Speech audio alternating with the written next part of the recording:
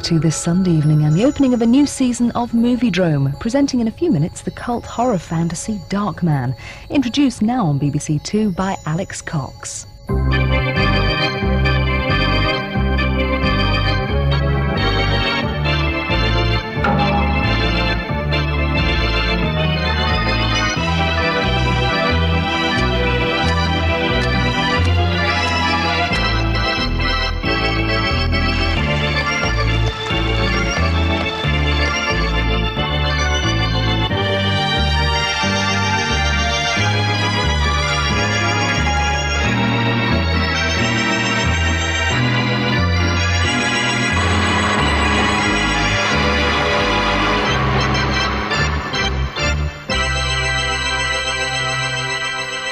Welcome to the 6th season of Moviedrome. This year we proudly offer a selection which includes several insane westerns,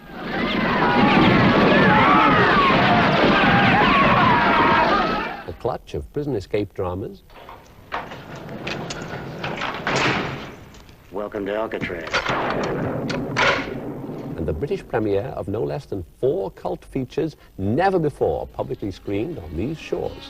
Go faster! Go! Cariño.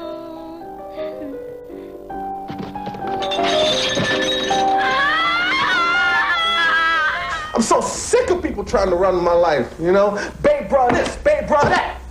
What's my name? You dumb ass, it's Babe Brother. My name is Sam. Samuel. Sit down.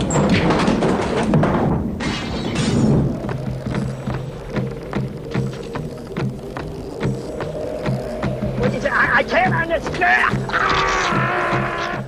For the discerning enthusiast, we also proffer the new Moviedrome Guide for a mere £3 and a limited number of the original old Moviedrome Guide at a bonus price of £5 for the two. Buy both and save £1.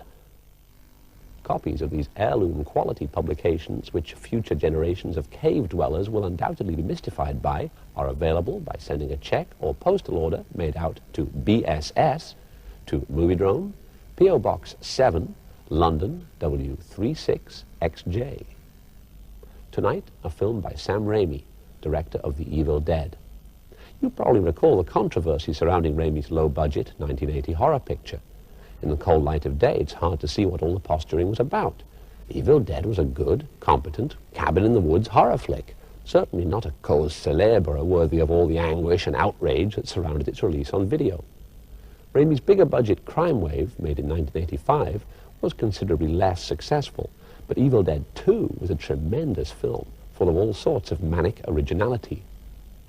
Manic originality is less in evidence when we witness Sam Raimi's first studio picture, Darkman. Made in 1990, Darkman was obviously intended to be a sequel procreator along the lines of Batman. The music for both films was composed by Danny Elfman. However, it didn't work out that way. Darkman lacks the well-developed comic book roots of Batman or Dick Tracy, and spends rather too much time referring to the Phantom of the Opera or indulging in familiar grotesquerie. Definitely a case of too many writers, with no less than 5 names credited with the screenplay. Nevertheless, blessed with a massive budget, Raimi does come up with some impressive action scenes, though seemingly the picture was taken away from him by the beneficent studio during editing. Directors for hire John Landis and William Deere have tiny acting roles, as do several hack producers from the studio. What, they couldn't find any actors in Los Angeles? Raimi's most recent film is Army of Darkness, a sort of sequel to Evil Dead 2, which takes place where the previous film dumped its protagonist, the Dark Ages.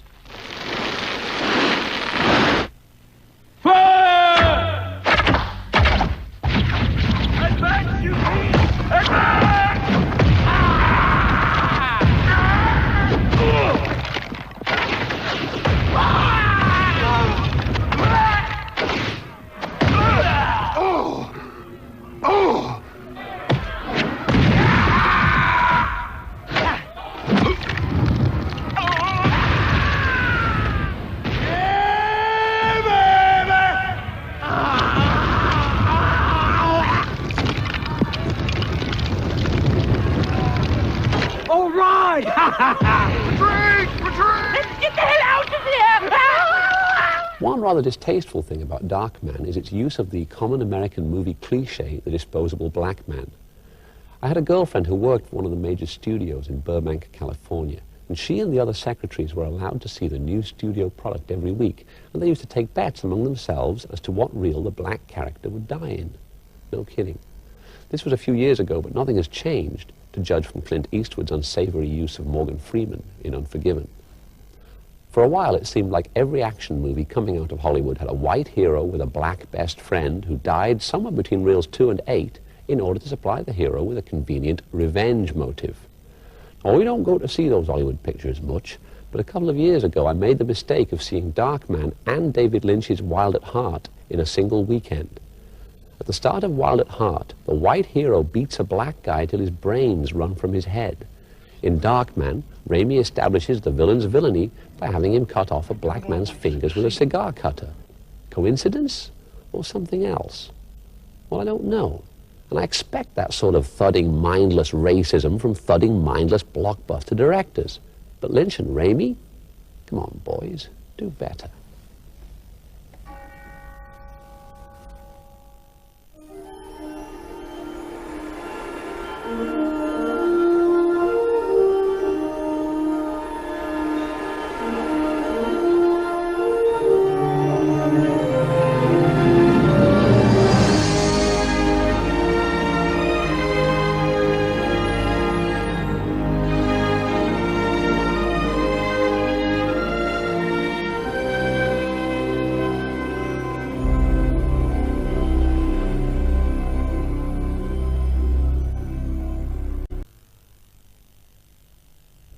Next on Moviedrome, just who's conning who? I'm looking for Mike.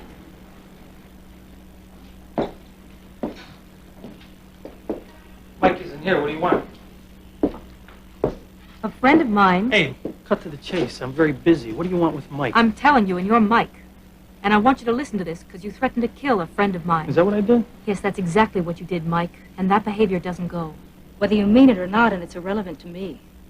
Because you aren't going to do it. David Mamet's intriguing House of Games.